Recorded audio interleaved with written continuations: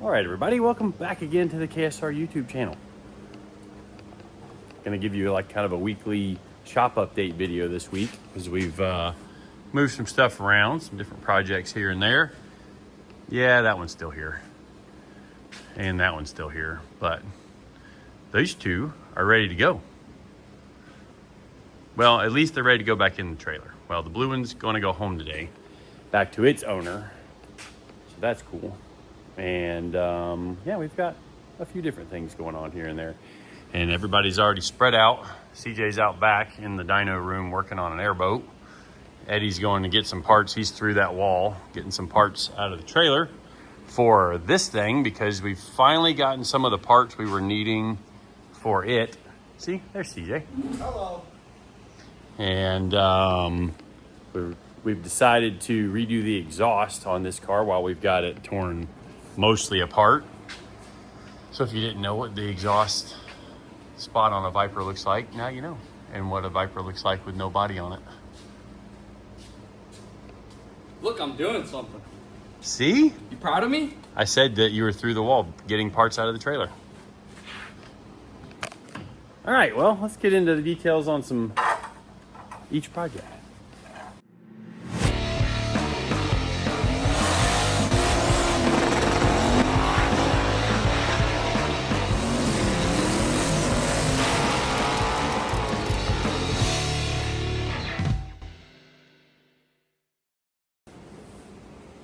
Nope, not yet. We'll get to this one. Haha, teaser. Let's get to this thing. So this thing came in for, thought it had just a wiring problem, like a misfire thing.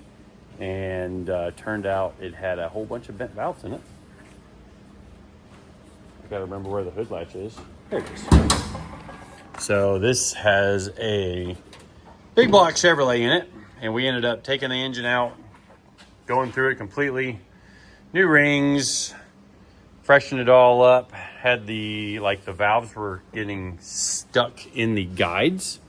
So we ended up putting all new valves in it, having the valve guides touched up, installed new valve springs because he had brought us some valve springs to install, and then we finished wiring up and connecting something on his ignition. Like, this is a customer built project. This isn't one of our complete projects, but we did get her all tuned up, and it is a sweet piece. I mean, this guy's had this truck for a lot of years and drives it a lot. Like, I think he lives over in Daytona now. Like, I worked on this truck a lot of years ago, and it's nice. You want to open the door for me and drive this thing out? Sure. Fun fact, Kevin actually worked on this truck when it was new because he's so old. Wow. No. Kevin worked on the assembly line to build this truck. This is a 72. I ain't that old. Apparently I didn't get the hood closed either. There we go. Oh, I got my handprint on it. You want to video it while I'm backing it out? Sure. Because it does sound awesome. It does. And the throttle response. It got a big block in it. Turn the light on. Oh, yeah. All right. Recording now. Yeah.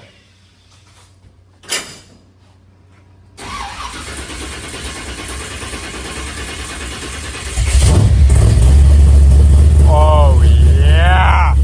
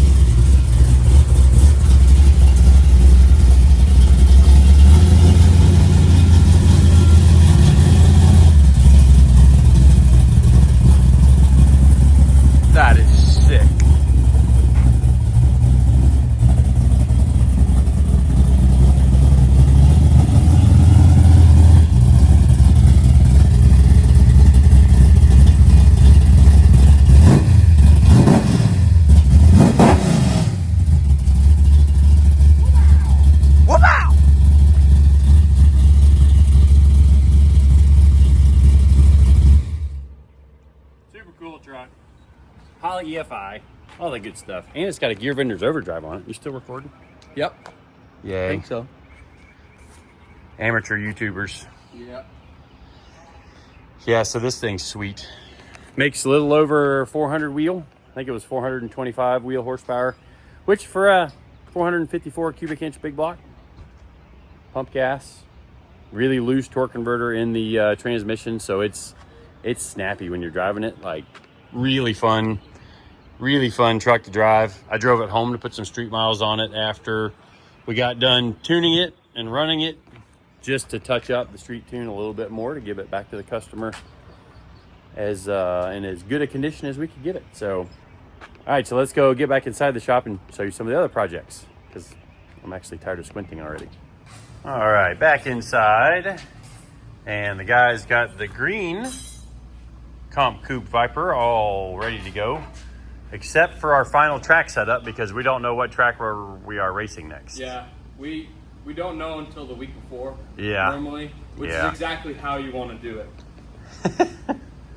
So we potentially it might be Watkins Glen, which is in like what, a month and a half? Yeah, end of June. And it could also possibly be New Jersey Motorsports Park. That's also on the list because Lee has decided to try and qualify for the runoffs in GT2, which this car has also raced in the Trans Am Series in the SGT class, but he wants to try and go race for the national championship in the runoffs, which means we have to qualify into that runoffs, which is qualify into the runoffs. And the runoffs are at Road America in the fall later this year. So to do that, we have to finish in the top 50% of the points for the region that you're trying to qualify for, which we have to use the northeastern region because the southeastern region has already had the majority of its races. And this car got crashed at the first race weekend, and they have 2 races per weekend. So there's usually only 3 or 4 weekends per region. So we missed the first 2 races with that. The next week or 2 weeks later, there was another event, another race weekend. So we missed that. So basically we missed half the season already in the Southeast region. So now to qualify, we have to go to the Northeast region, which, you know, it's a trip, but it's not too bad. We get to fly on an airplane to get up there to work, which is kind of fun. It is kind of sick. But this thing is, for those of you that don't know, this is a Comp Coupe Viper, competition coupe. I think they made about 200 of them, I think. Somebody who's a Mopar expert. I could probably ask Lee and he would know the exact number. The exact number. How many were in each color? 495 and a half of them. Yeah, well, these were ran in World Challenge all the way back in the early 2000s. And this one is chassis number 123. And it has a sequential MCO gearbox, which is awesome. You literally stay floored and just pull through gears like an automatic drag race car, I guess you could say. Downshifts, upshifts. It's got a electronic throttle conversion, so it blips the throttle on downshifts, and it's got aftermarket ABS on it, like Motorsports ABS, and it has a Motec controlling the engine. All pretty trick stuff. But this car only makes like mid 400s for power to the tires, and that one makes a lot more, but that car is a lot heavier. So this car with its newer style engine revs out to, it'll make power all the way to like 67, 6800. This car is done making power at like 5800 RPM. So the nice thing about the MCO gearbox and the way it's geared, you basically shift at 5800 and it drops back to like 5200. So you keep it right in its power band all the time. And at 5,800, this thing kind of sounds like a tractor going around the track. V10 just sounds like you're barely lugging it around. But that's the Gen 3 V10, and this is a Gen 4, which they, I guess, revised some stuff in the camshaft and cylinder head and intake, and it revs out a lot better. But we got our body parts back from the paint shop, so we're going to be reassembling that, which is what Eddie's working on today with starting with the bumper, I guess. Yep. Cleaned up the damaged pieces of the bumper. Are you sure we can reuse that bumper? I'm gonna do some plastic welding. Are you sure you can reuse that? Because the end of it's broke off completely. It's good. You can't find these, right? I bet we could get one from a crash wiper. Somebody that crashed a streetcar one. I'll plastic weld it back together. Because look, we're missing a lot here. You got this bolt over there. It's missing from like here out. Oh, I thought these were the 2 holes. No. That was the one. I think we got to get one. Oh, so we gotta get a new one of these? Yep. So we don't have all the parts we need yet. Oh, I guess I can do steering. I know we told Lee to get us one. He must have forgot about that. Anyways, I guess we'll put the new steering rack in it. Yeah, I got other stuff to do. We can get the control arms back on it. We did get our control arms back, so that's good. Got the control arms back so we can make it a roller again. And then we decided to do the exhaust, like I mentioned earlier, which we're gonna keep. Like, that's the old exhaust down there under the table. So we're going to build a whole new exhaust system, so if we go to a track that has noise restrictions, we can just bolt the exhaust on, no big deal. Take the side pods off, bolt the exhaust on. It's a little bit of a process, but we can work it all out. But while we're into this car, we're probably gonna move some weight around in it to try and get the car better balanced with Lee in the car. Like, we've taken, well, we've probably got 30 pounds out of the car. Between 20 and 30 so far. I mean, with the exhaust, it's gonna be over 30. Oh yeah, the exhaust will be 18 between both sides. So Nice. yeah, and I got 12 out of the doors. We'll probably get 10 probably to 15 10 out of the back hatch. We're doing a Lexan back window for the hatch. We cut out the old seatbelt buckets. The seatbelt retractors used to mount here. Cut those out. Patch that in real nice. We're doing plastic inner fenders instead of the factory plastic inner fenders. Like, we're just doing some sheet plastic because they get beat up, and we've raised, like, the car is quite a bit lower than stock, so we've cut off the end of the frame rail here, patched this in because the tire actually comes up and was hitting some of this in here, so we've cut it out. And we're probably going to remove this back here even, and then just make a new plastic inner fender like we did on the green car. So the green car had factory inner fenders, and they were getting chewed up, which I don't know if we can even see them through the back window. Not really. Anywho, we had to make new rock guards back here. You can kind of see the inner fenders in there, but it's basically just sheet plastic. Can't really see it up in there, but all part of continuing to race one of these things. Like, buying the car is one thing, and then, like we were talking about earlier, racing it all year is a whole nother big expense. Yeah, a lot of money. This got smashed in the wreck, which we did get pretty lucky. I think this got smashed, or did you bend it back straight? I bent it back straight, and then this got smashed. I cut this piece out and rewelded a new one of these and bent that back straight. Actually hurt this upper control arm mount, so Eddie cut this out and patched it and put a vertical support in the frame there. So that's all new. Got our control arms back and fixed. All kinds of the little things are what we add up, because this car's been overweight for its class. So now we can maybe get it down a little closer to weight. And that'll be good for being competitive, or being even more competitive. So,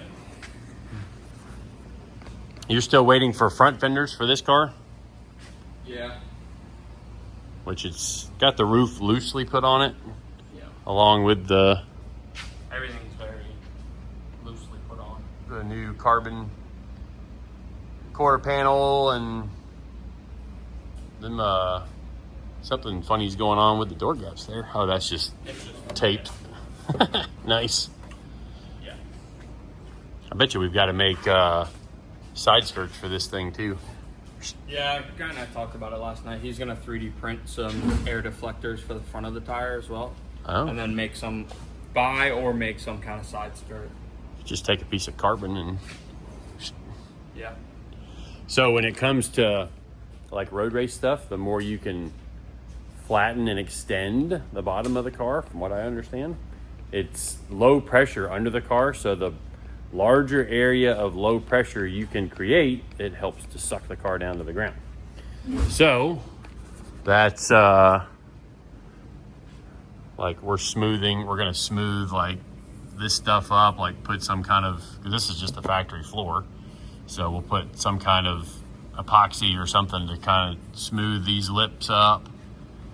Same with this stuff here. Try to smooth all this stuff to clean up the air underneath the car as best we can without completely custom fabricating a flat floor, because this car doesn't need all that. I mean, yeah, it would benefit from it, but it doesn't need all that.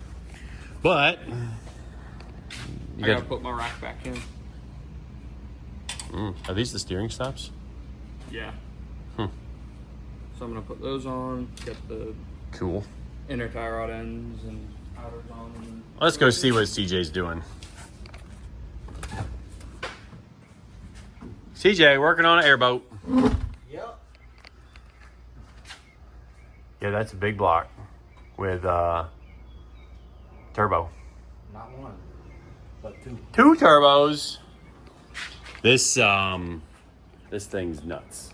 It's like 1100-ish horsepower, which for a big block, isn't a ton of horsepower for a twin turbo big block, but it's at very low RPM because airboats don't spin a lot of RPM, because you don't want to just overtax the engine, because the higher you, it's got a lot to do with the gear drive in them. Like, you set it up to where it makes a whole lot of RPM when you're wide open throttle. That turns into a lot of RPM while you're cruising, and it's a whole thing. Like, as far as, it's a lot of extra heat buildup in the engine when you're just a lot of RPM all the time. So we're putting this thing back together. It may have been on a video a long time ago, and hurt some bearings in the engine. Kind of ran it, like inadvertently ran it low on oil, because he was doing trying to help a buddy get unstuck, and I guess they unstuck or pull a boat out that was partially sunk or something, and ran it wide open for a long time, and it like pumped all the oil up into the cylinder heads, I guess, because I mean, it's got a giant oil pan on it, but apparently it wasn't enough, and it hurt some bearings. So got that all freshened up and fixed. Ended up replacing the crankshaft in it. It's got Holley EFI on it, I think with an HP ECU. I can't even remember. Put this thing together so many years ago. We just recently did the coil on plug conversion.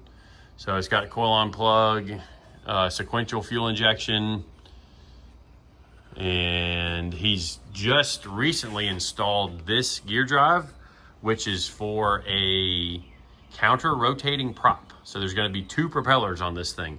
One that's going to spin that way, and the other one spins that way.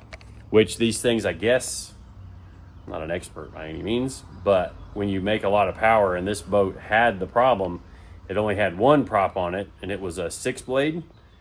Well, it would, when you got on the throttle, it would roll over, kind of like you see like the old G-body shuffle, they yank up the left front tire. Well, airboats will do the same thing, where they they torque roll real bad. So the counter rotator supposedly fixes all that, which I guess we'll find out. But that'll be back together a couple days, and then he's gonna take it home, put the cage on it. I think he has to build a new cage because the counter rotator, because it's 2 props, now it's thicker, which he's already moved the engine forward like 5 inches, redid all his decking and all kinds of stuff up there. But we'll show more of that one later. We'll actually use the old Danger Ranger race truck to pull it in and out of the shop, because with the tandem axle trailer, it's not very easy to push. So we pull it in, get it just barely inside the shop, unhook it, and then we can push it forward at least under the, like raise the truck up. But worked out pretty good. And then we've got Reno's car back here getting ready to strip and repaint the firewall. And this is kind of a sad story for me, because I painted this thing and made a mistake on repainting it too quickly. And basically the paint never got hard. I don't know if, oh yeah, we can see it right there. So if I stick my thumbnail in it, you can see the dent it leaves in it, because the paint's still soft. Now give that an hour or two and it'll disappear. So you can see all these white spots in it. That's where the paint, I had a painter friend come look at it and he said it's solvent popped. So we tried to wet sand that out of it, but it was still soft underneath it.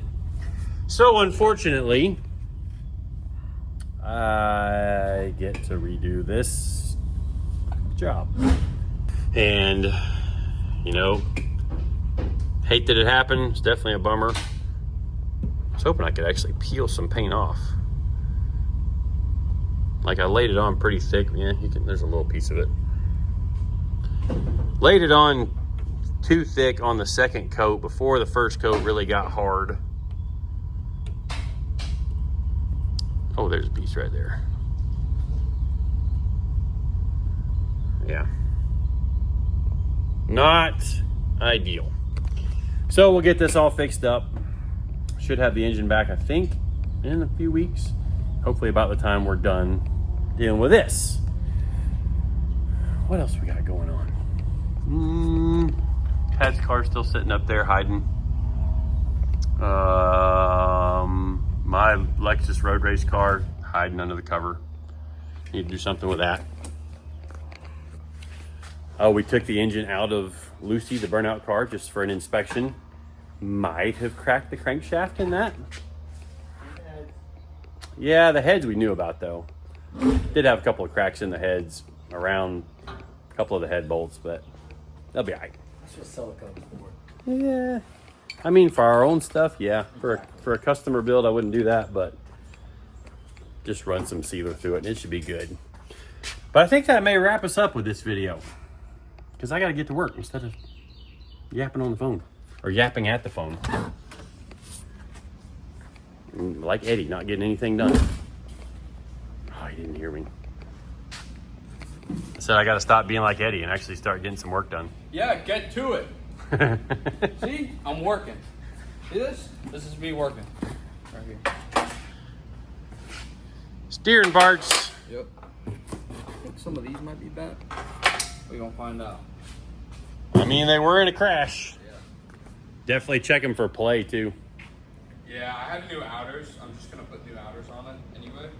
But I don't know if I have new outers. Gotcha. But if anything's bent, it's probably the end. Yep, I would agree with that. Oh yeah, that one's cracked. Let me see. Visible? Yeah. Oh yeah. Oh yeah. That's not supposed to be like that. Yeah, no. Hold up against the wall. Yep. She bent.